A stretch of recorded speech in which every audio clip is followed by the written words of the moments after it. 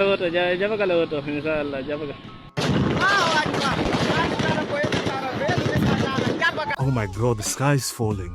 The terrorists have taken over Burkina Faso. Iran Traore is a failure. Everyone is dead and we're doomed. But it's the end of the world and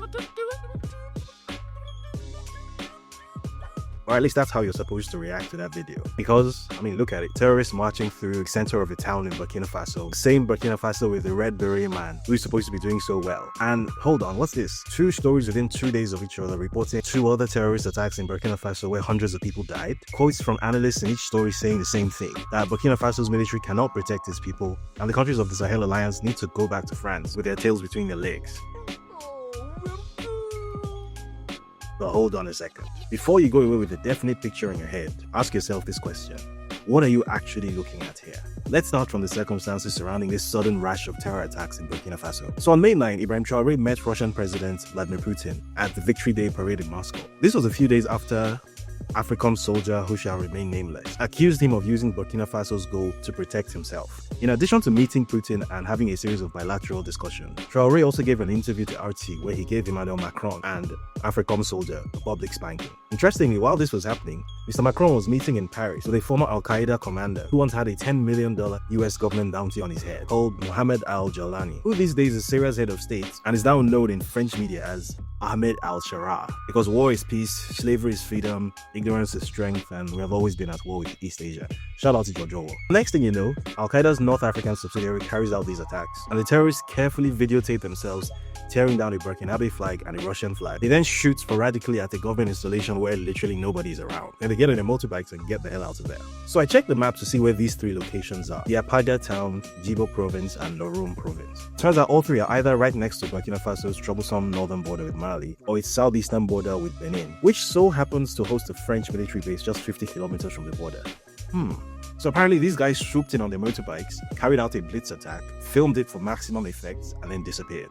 And incidentally, that matches the exact version of the story that the authorities in Ouagadougou have maintained for months. While US-based private intelligence organizations with links to Israeli intelligence claim that more than 1/3 of Burkina Faso is under the control of jihadists, the Burkinabe government insists that not only is this not the case, but that previously displaced people are actually returning home in numbers, as the army has regained control over most of the country's territory. So who's telling the truth? Well, you know what they say, men lie, women lie, but accurate and properly contextualized numbers don't. So let's look at the African Development Bank's numbers. According to the AFDB, the country's inflation rate fell off a cliff from 14.1% in 2022 to just 0.7% in 2023, driven primarily by improved food supplies. Think about that. In other words, after being driven away by insecurity prior to Ibrahim Traore's takeover, Burkinabe farmers have been able to return to their farms and road networks have been secured, permitting food supply to be so plentiful that inflation fell by 95% in just 1 year. The agricultural industry periodical, Milling Middle East and Africa, also estimates that Burkina Faso will achieve 111% of its cereal harvest needs this year. And while this is going on, there's also a quiet construction boom going on in Bobo Dioulasso, which recently opened a new 500-bed teaching hospital, and in Ouagadougou, where new shopping malls and residential buildings are going up. Does any of this strike you as the sign of a failed state without territorial sovereignty that is led by a pretender with no capacity? And that brings us to the crux of the issue. Who's behind the message of doom that you are supposed to get when you see terrorists on motorbikes ripping down flags and carefully videotaping location signposts so that you know that they were there? And why?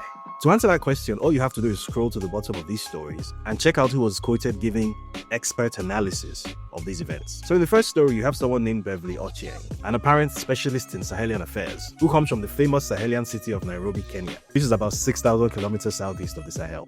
Her glittering qualifications for Sahelian geopolitical analysis and conflict reporting include hosting a podcast about poetry and literature, writing for a Kenyan news website, and knowing how to speak French. Experts. And with this glittering CV, who does she work for? Well, it's something called the Center for Strategic and International Studies, which is an American think tank, blah, blah, blah. Oh, here's the interesting part.